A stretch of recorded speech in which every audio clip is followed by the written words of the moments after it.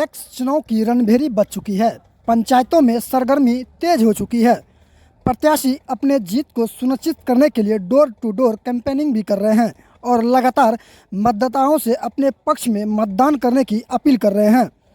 मालूम हो कि सुपौल में 4 चरणों में पैक्स चुनाव होनी है, जिसमें पहले चरण का मतदान 26 नवंबर और अंतिम चरण का मतदान 3 दिसंबर को होगा। इसी बीच हमारे संवाददाता सुपौल के राघोपुर प्रखंड और प्रतापगंज प्रखंड पहुंचे, जहां उन्होंने पैक्स के प्रत्याशियों से बात की। तो सुनिए क्या कुछ कहा उन्होंने इस रिपोर्ट में। क्या नाम हुआ आपका? जी, उदय कुमार यादव। ये कौन सा पंचायत है? हरिराहा, प्रखंड राघोपुर, जिला सुपौल। जैसा कि हम लोग ने देखा कि आने वाले चुनाव पैक्स का चुनाव होने जा रहा है जी, और लोग जो भी प्रत्याशी हैं और अपने पंचायत में प्रचार प्रसार के लिए और आगे चुनाव को लेकर के तैयारियां जोरों शोरों से चल रही है। जी, जिले में लगभग 16 नवंबर से, जहां तक सरकार का जो गाइडलाइंस है, 16 नवंबर से नॉमिनेशन प्रक्रिया चालू हो जाएगी। जी, और आप भी एक संभावित उम्मीदवार हैं। जी, हरिराहा पंचायत में आप एक समाज सेवी भी हैं। बहुत सारे लोगों का हम लोगों ने देखा कि बहुत सारे लोगों का आप समाज सेवा में बहुत जुड़े रहते हैं। हर एक चीज़ में, चाहे किसी भी मुद्दा में हो या किसी भी परिस्थिति में, अगर आम लोगों को कोई समस्या आती है तो वो आप रात और दिन दोनों एकत्रित करके उसके साथ जो है जुड़ जाते हैं और उसका मेहनत करके करते हैं, सेवा करते हैं। क्या इरादा है इस बार पैक्स चुनाव जो होगा उसमें क्या संभावना आपका व्यक्त हो रहा है? क्या कुछ उसमें है, तैयारी है आपकी, सो बताइए। जी, देखिए, मेरा यही तैयारी है, जो पंचायत के जनता का समस्या समाधान कर देना, यही सबसे बड़ा मेरा मतलब चुनाव का प्रचार है।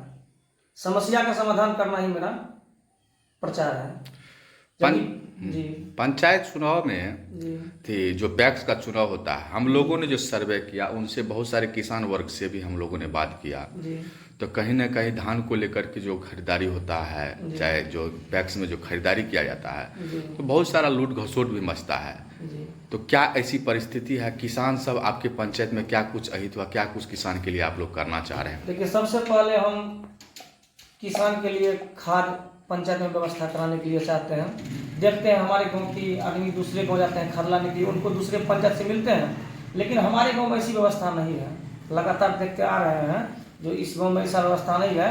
कभी खाद मिला ही नहीं, कभी धान गेहूँ एकत्रित हुआ ही नहीं। मतलब जो पैक्स से होने वाली मतलब व्यवस्था होना चाहिए, जो सुविधा मिलना चाहिए, वो ऐसा सुविधा कभी यहाँ मिलना है नहीं है।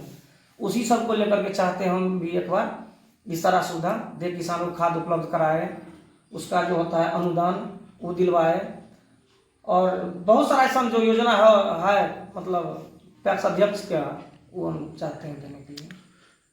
किसान जो है धान जो अधिप्राप्ति किया जाता है, आने वाले इसमें 15 नवंबर से धान खरीदारी का भी जो प्रक्रिया चालू हो जाएगा। जी, तो किसान जो परेशान रहते हैं, जी, और जहां तक हम लोग देखते हैं इस पंचायत की दूरी प्रखंड कार्यालय से लगभग 15 किलोमीटर की दूरी पर है। जी। तो आपके पंचायत में क्या खाद का कोई लाइसेंसदारी ठीक है यहाँ पे कोई नहीं है डीलर? जी नहीं, कोई लाइसेंस नहीं है, कोई लेना चाहते ही नहीं है। क्या रीजन क्या है? रीजन यही है, जो वो देखते हैं मुनाफा।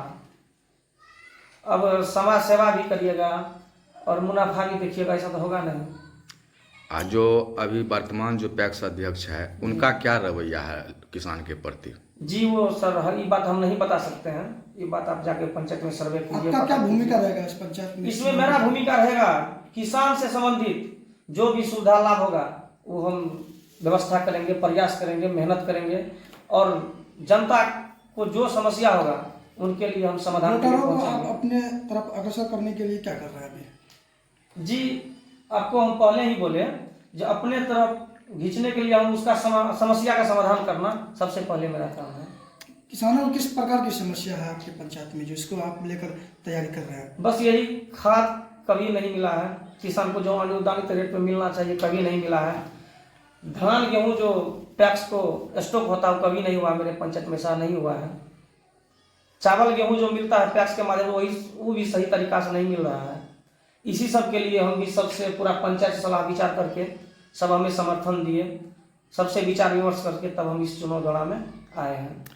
पैक्स का चुनाव खास करके वह होता है कि जो ऐसे चुनाव जो होता है, जो भी प्रत्याशी होते हैं, जी। जीते हुए प्रत्याशी या संभावित उम्मीदवार जो होते हैं, जी वह और सीमित एक वोटर की संख्या एक सीमित होता है। जी तो ऐसे में जो वर्तमान पैक्स प्रत्याशी थे, पैक्स अध्यक्ष है, जी वो कहीं ना कहीं नया नाम जोड़ने का भी काम करते हैं। उनमें क्या कुछ मतलब कहीं कहीं पे देखते हैं कि अपने वोटर को अपना वोटर बनाने के लिए अपने ही लोगों का इस्तेमाल करते हैं। इस पे आप कैसे? जी ना, ये सही बात है। ऐसा बहुत तरह सुनने के लिए मिला, हम बोले भी थे, बोले जो ना सबका जुड़ जाएगा, जितना आदमी ऑनलाइन किए हैं सबका जुड़ जाएगा, लेकिन ऐसा कुछ नहीं हुआ।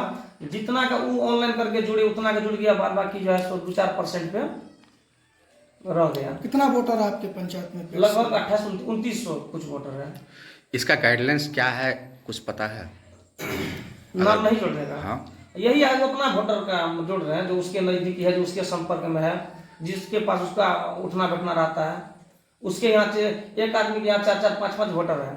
और जो किसान है, जिसका नाम इसमें सदस्य में होना चाहिए, उसका नहीं, जैसे मेरे बड़े भाई रामचंद्र भैया, इसका आज तक किसान, इसका आज तक जो है सो नाम नहीं जुटा है पैक्स में। और जो लड़का बच्चा है 16 साल, 17 साल, 18 साल, उसका नाम अभी पैक्स में अवेलेबल है। जिसका नाम नहीं जुड़ा है तो उसके लिए आप क्या कहेंगे, किस प्रकार से उसका नाम जोड़ा जाता है? अभी तो सर उसका अति तो समय सीमा खत्म हो गया है।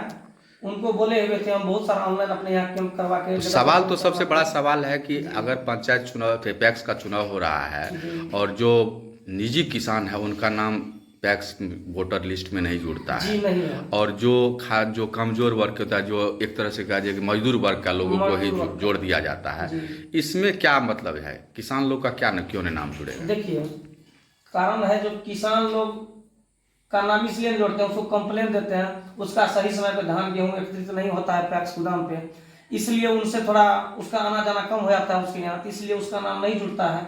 और लेबर क्लास के आदमी को जोड़ दिया जाता है, उससे जैसे जो हो उससे वोट ले लिया जाता है। तो क्या इसमें क्या कहा जाए, विभाग का भी संलिप्तता तब माना जाता है? जी नहीं, हाँ उसका भी तो है, उसको भी जांच पड़ताल करवाना चाहिए, देखना चाहिए कौन किसान है या नहीं है। लेबर क्लास के आदमी को देखते हैं, सबका नाम है, एक आदमी के यहाँ 4-4, 5-5 आदमी का नाम है, जो किसान है उसके यहाँ नहीं है। अगर आप आने वाले समय में अगर पैक्स चुनाव में